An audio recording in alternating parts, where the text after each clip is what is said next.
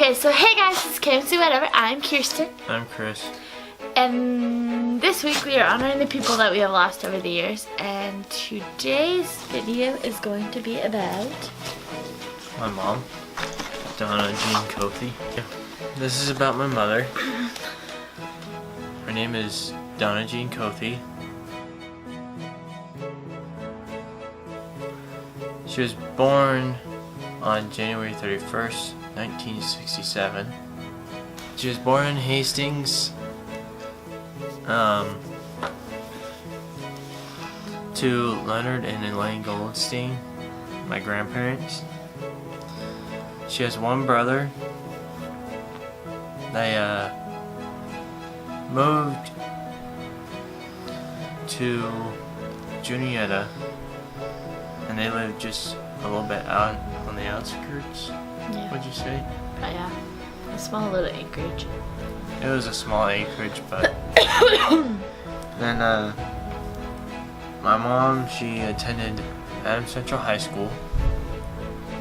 She graduated in 1985. And then after that, she went to Hastings College for 4 years and graduated in 1989 from Hastings College. Met my dad at a bar. It's funny that they met at a bar. They did. And she was like, I want to dance with you, so you're dancing with me. That's pretty much what it went. And literally, he just was like, okay. And so then they got married August 4th of 1990. Before you were born, honey. My bad. In Hastings. In Hastings. And then they moved to a farm south of Hastings where they had... Of course, she had 2 children, a son and a daughter, me and my sister. Had 1 grandchild and 4 grandpuppies and 0 great-grandchildren. And she ended up working at First United Methodist Church for 9 years. She worked on the farm with your dad for a really long time. I don't know how long, probably like 5 years probably. And then her last job was as CPI for 14 years. So the months leading up to her death. So in 2017, after we lost his grandma, she found out that she was diagnosed with stage 4 breast cancer. So we started fighting it with like chemo and radiation and eventually some oral medicines. And eventually the cancer became like immune to the medications and everything, so it wasn't helping. So we had to like constantly change our meds, but we were like still being hopeful that we'd find something. But like the last year was the hardest for her. It was a lot of downs and ups, I think. March 9th, we had a benefit held to help pay for some of their medical bills. And on March 12th, she was taken to the ER with a 104 temperature, where they admitted her into the hospital and then found that she had influenza A. And on March 23rd, she got to go home early, but later that night, we had to take her back because she was in a lot of pain. And eventually they put her on pain meds and stuff, and she got sent home that night. March 26th.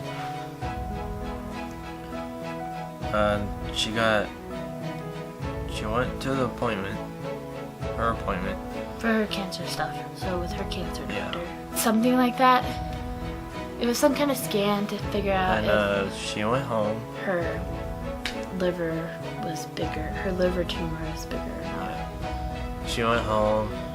The doctors got the results. They called her saying that she needed to get in ASAP. And that they needed to try a new type of chemo for her. But I'm pretty sure they admitted her to do it because I remember going there and she was saying that they were pumping fluids and pumping her chemo in her. I think that's what happened. And eventually her tumor on her liver was continuing to grow and she had a lot of fluid buildup, which is pretty common, I think. Yeah. So eventually they like controlled that and stuff, so then they released her to go home. Yes, she had to go back in for pain, and this is where we started going every day. yeah, this is where we start. I took off work to go. No, not at this time. No? This was just us going right after work. After you got off work, we just go spend the till 10 o'clock at night, come home. You go to work again. It was a lot of travel for us. Somewhere around that time, I think the Monday or Sunday or something, she ended up getting out of the hospital. Because she called you and left you a voicemail saying that she was going to make it to our birthday party for our dogs. Which, vlog coming soon. But, because that call, she was like crying and it sounded like there was something going on. Because then the following day, on a Tuesday, she was readmitted into the hospital where she pretty much stayed. So on April 5th, like you were saying,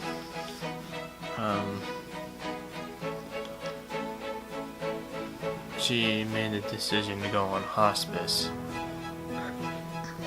Because the doctor told her they could continue doing the treatments and then she'd just be back in. But there didn't look to be hope. It didn't look like we'd find anything that would help. Yeah. It just came to a point where we were it was to the point where to do everything that we could and she'd be in a lot of pain. It was to the point where they would treat her, send her home, but she'd be back in like the next day or that night. Yeah. And then... And we did forget to tell you, but this story is taking place in 2017 to 2019. This is a very recent thing.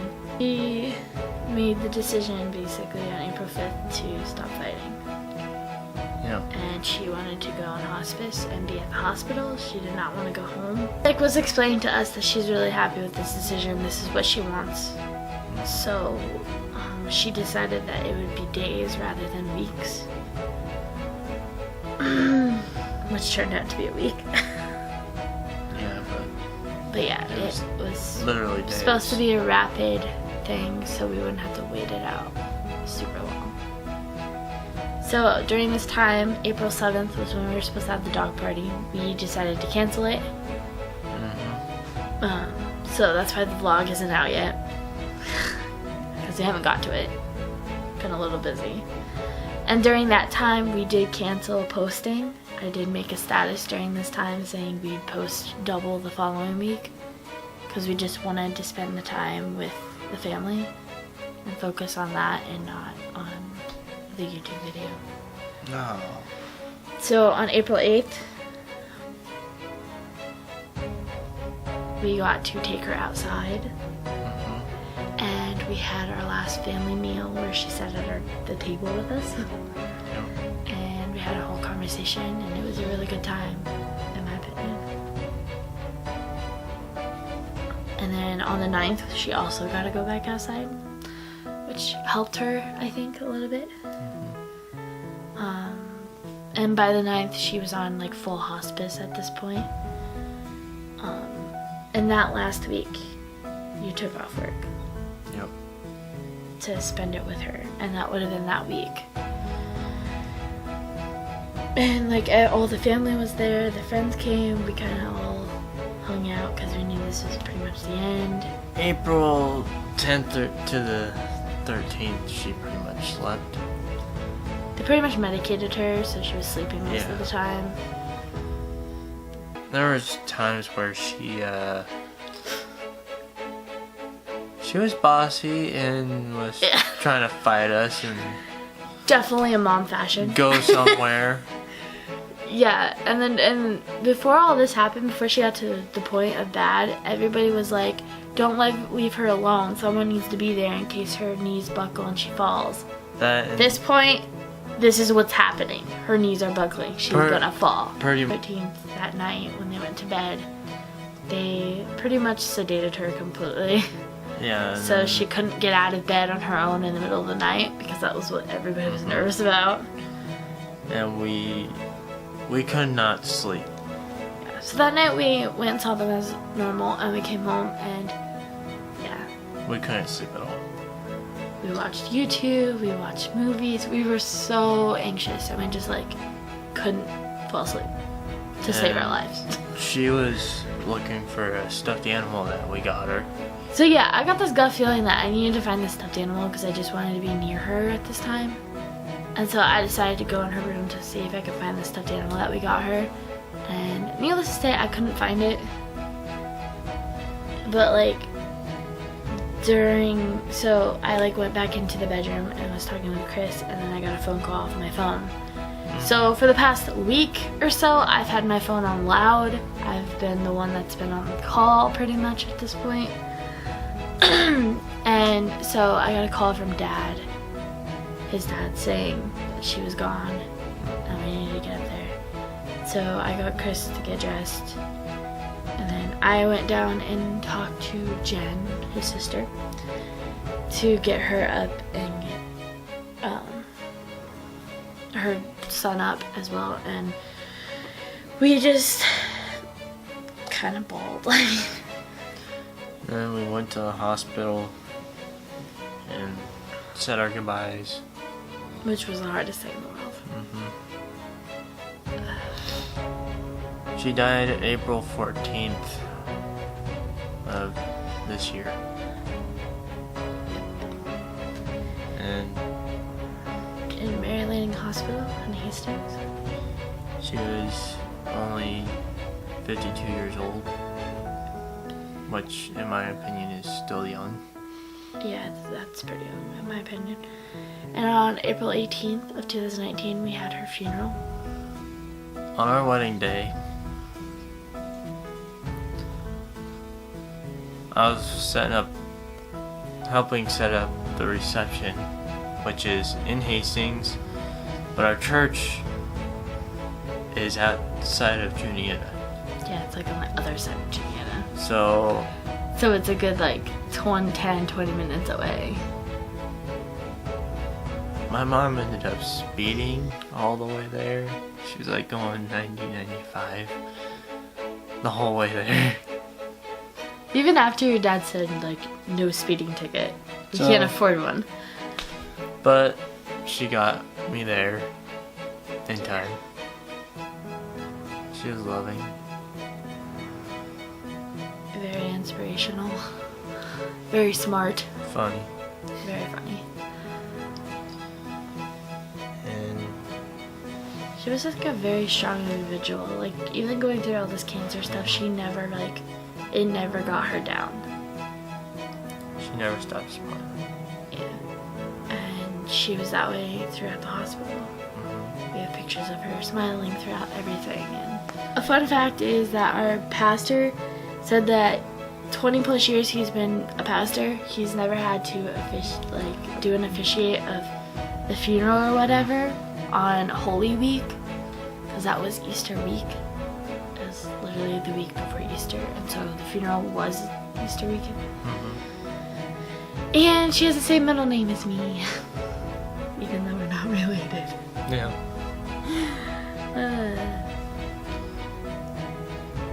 That was just her, and we miss her. And it sucks. She was a big part of our lives. She was like our best friend. She'd talk to us all the time. Every time we had a trip, she'd contact us in some way. We'd video chat, we'd call, she'd text us.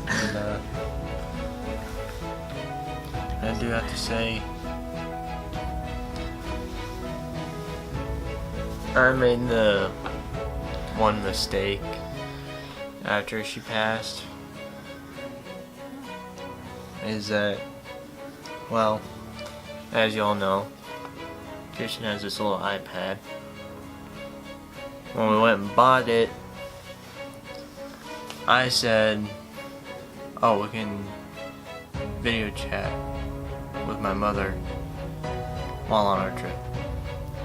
Yeah, we've had slip-ups of thinking that she's here when she's not. It's been very difficult. And so that just really got to me. I think the one thing that got to me is when we were in the hospital, my mom came and visited your mom, and they had a whole conversation and thanked each other for everything they've done for each other, and it's like the sweetest thing. It literally made me cry. And I'm crying right now. It's okay. But it was like a really, really sweet thing and a real surreal moment and that was the cool thing, like towards the end of your mom's life, my mom and your mom actually like talked. Which is really cool because that rarely happened at the beginning of our relationship. They had moments where they talked. But... I know, but I mean like inviting my mom to a supper and actually, you know, we spent this last Christmas together, all of us together. And that was really cool.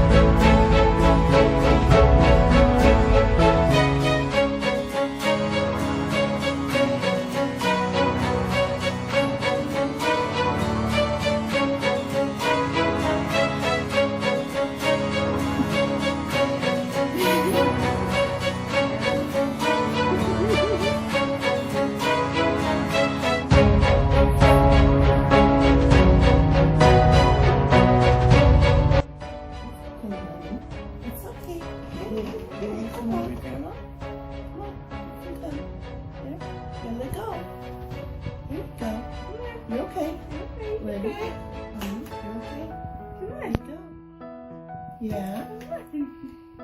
Come on. Oh. This is I know.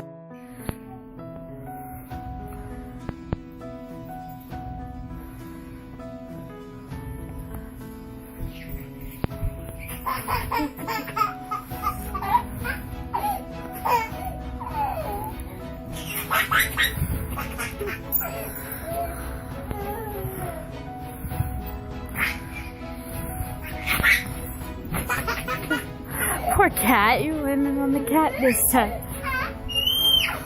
Whoa. I can't make it down that far. No, you'll just have to stand up like some of them. Yeah, there's no way I can go down that low either.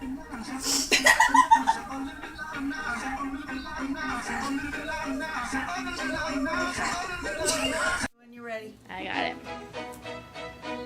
Happy birthday, Moose and Panda. Grandma loves you. You okay? Grandma loves you.